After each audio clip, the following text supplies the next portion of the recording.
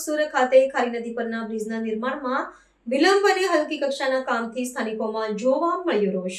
દાહોદ જિલ્લાના સુખસર મુકામે ખારી નદી પર નવીન બની રહેલા પુલના નિર્માણ કાર્યમાં વિલંબ અને હલકી ગુણવત્તાવાળી સામગ્રીના ઉપયોગને લઈને સ્થાનિક રહીશોમાં ભારે રોષ અને અસંતોષ વ્યાપી ગયો છે।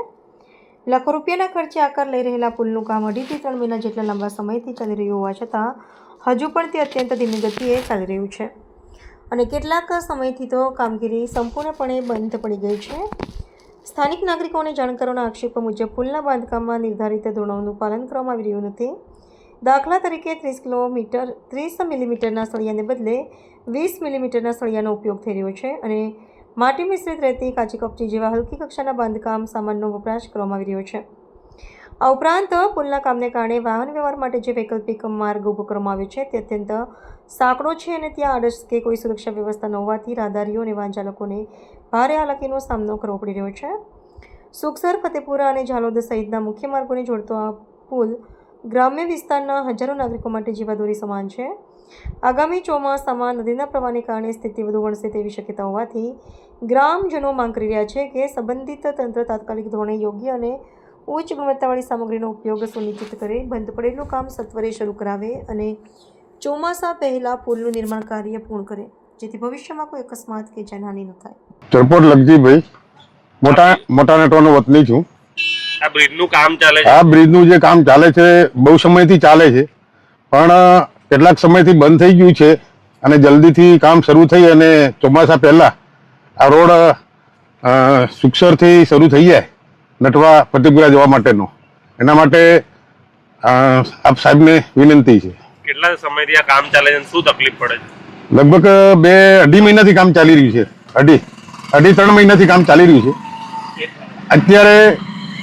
અત્યારે કામ બંધ છે। તાત્કાલિક ધોરણે શરૂ થાય તો અવર જવર કરવા માટેના બધાને અનુકૂળતા પડશે। બ્રિજનું કામ જે ચાલુ છે ફતેપુરા અને ઝાલોદ કન્વર્ટ કરતો મેન રસ્તો છે અને આગળના ગ્રામીણ વિસ્તારને મળતો રસ્તો છે, એની અંદર બ્રિજનું કામ ચાલુ છે। એ બ્રિજનું કામ યોગ્યતાથી થતું નથી અને અમુક સમયથી બંધ પડેલું છે। હવે એ કામ યોગ્યતાથી થાય એ બાબતથી અને બીજા નંબરમાં મેન વસ્તુ એ છે કે આ ડાયવર્ઝન જે આપ્યો છે એમાં આવક જાવકના વાહનોને બહુ હાલાકીનો સામનો કરવો પડે છે। ડાયવર્ઝન સાંકડો છે, એની સાઈડમાં બેરી કટિંગ નથી, માણસની કોઈ સિક્યુરિટી માટે સેફટી નથી રાખેલી અને ડાયવર્ઝન નાનો છે, બધી રીતના તકલીફ છે એ। અને બીજા નંબરમાં કે બ્રિજનું જે કામ ચાલે છે એની અંદર મટીરિયલ યોગ્ય નથી વપરાતું, કે પથ્થર જે કપચીનો આવે છે કાચો આવે છે, રેતી જે આવે છે એ માટીના ભાગવાળી આવે છે। તો જે તે રીતે સમજી લો કે મટીરિયલ 100% સારું વપરાય અને સારી વસ્તુ બને એ માટેથી અમારે તમને રિક્વેસ્ટ આપવી પડે છે। અને આમાં આવું કાચું મટીરિયલ વપરાવવાના કારણથી ગમે ત્યારે અનબનાવ બને। ઘણી જગ્યાએ આપણે જોઈએ છે કે બ્રિજ પડી ગયો, આ થયું તે થયું, આવું મટીરિયલ વાપરવાના કારણે બનતું હોય છે। તો આ વસ્તુ એ ચેન્જ કરી નાખે બરાબર ને, સારું 100% રિઝલ્ટ મળે એવી સારી વસ્તુ વાપરે અને બ્રિજનું કામ જે બંધ છે એને તાત્કાલિક ધોરણે ચાલુ કરે અને યોગ્યતાથી કામ થવું જોઈએ।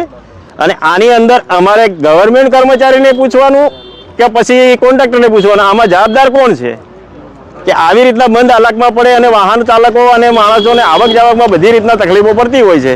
તો એના માટે સમજી લો કે ડાયવર્ઝન વ્યવસ્થિત બનાવવો પડે। બ્રિજ સમજી લો કે લોંગ ટાઈમ માટે યુઝ કરવાનો છે, ખાલી દેખાવ નથી કરવાનો।